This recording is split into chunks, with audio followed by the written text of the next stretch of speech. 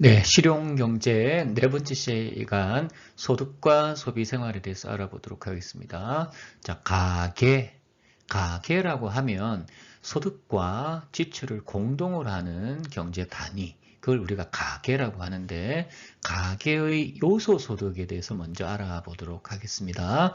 요소소득은 생산 요소를 제공하고 얻은 대가를 우리는 요소소득이라고 이야기하고 생산 요소 시장에서 가격 결정 원리에 따릅니다.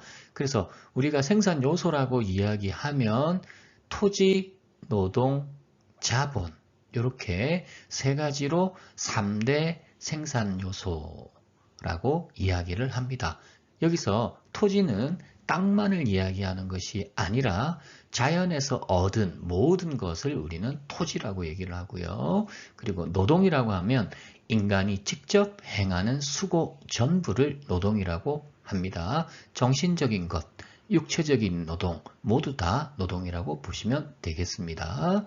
그리고 자본, 인간이 이미 만들어 생산에 재투입하는 모든 것은 우리는 자본이라고 이야기를 합니다. 공장일 수도 있고요. 기계일 수도 있고요. 생산을 위한 설비일 수도 있습니다. 자본. 그래서 토지, 노동, 자본을 3대 생산 요소라고 이야기합니다. 자, 그래서 요소 소득의 종류를 보시면은 지대가 나옵니다. 지대는요, 토지 제공의 대가입니다. 자연에서 얻은 모든 것을 제공한 그 대가는 지대라고 표현을 합니다. 그 다음에 임금은 노동 제공의 대가가 되겠습니다. 그리고 자본 제공의 대가는 이윤으로 말합니다.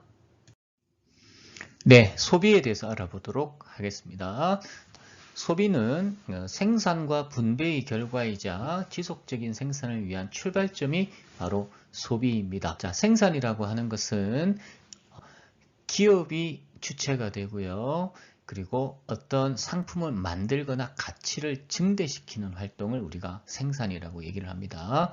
분배는요, 생산활동에 참여한 대가를 돌려받는 것을 우리가 분배라고 합니다. 분배는 임금, 지대, 이자의 형태로 나타납니다. 자, 그래서 이 소비가 생산과 분배의 결과이자 지속적 생산을 위한 출발점, 네, 소비가 있어야지 생산이 가능하기 때문에 그렇습니다. 자, 두 번째 볼게요. 소비와 국민경제라고 되어 있는데 소비는 개인뿐만 아니라 국민경제 전체의 차원에서 중요한 의미를 지닙니다. 총수요라고 할 때 총수요, 우리나라 안의 모든 수요를 다 끌어모으게 될 때 제일 먼저 나오는 것이 가계의 소비입니다. 소비가 굉장히 중요한 의미를 가집니다. 자, 1번 볼게요. 가계, 삶의 유지와 재생산을 위한 필수적 과정 이렇게 돼 있고요. 그 다음에 기업, 생산 증감 여부, 고용 정도, 투자 여부 등을 결정하는 원인이 되기도 합니다. 네, 소비와 관련해서 여기서는 예산과 지출 계획의 필요성에 대해서 알아보도록 하겠습니다. 지속적인 적자 발생으로 인한 자산이 감소하거나 빚이, 부채가 증가하는 것을 일단 막아야 됩니다. 그러기 위해서는 계획을 짜서 소비하는 것이 필요하죠. 두 번째, 개인의 자산 감소나 부채 증가로 인한 소비 위축과 이로 인한 국민 경제의 부정적 영향을 막기 위해서라도 예산과 지출의 계획 수립이 필요하다. 이렇게 보시면 되겠습니다. 자, 개인적 차원에서 지속 가능한 소비 생활을 영위하기 위해서는 주어진 예산의 범위 내에서 소비하는 것이 필요합니다. 수입보다 지출이 더 많게 되면 나중에는 자기가 가지고 있는 자산이 계속 감소하거나 부채가 증가하게 되겠죠. 그죠? 네. 그 다음에 특히 더 문제가 되는 것이 마지막에 금융제도가 발달한 현대사회에서는 특히 다양한 대출이 있어서 소득을 넘는 소비가 보다 더 많이 가능해졌습니다.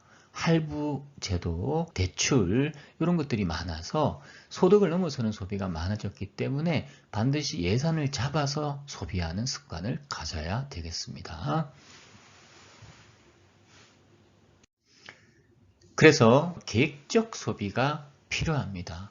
계획적 소비가 필요하고 가계부 작성도 필요합니다. 자, 계획적 소비라고 하는 것은 사전에 예산의 범위 내에서, 계획한 범위 내에서 지출 계획을 세우고 또 그것을 실천하는 것이 중요하다, 이렇게 생각하시면 되겠습니다. 그 다음에 두 번째, 가계부를 작성해서 사후에 지출 활동이 일어난 이후에 점검할 필요가 있습니다.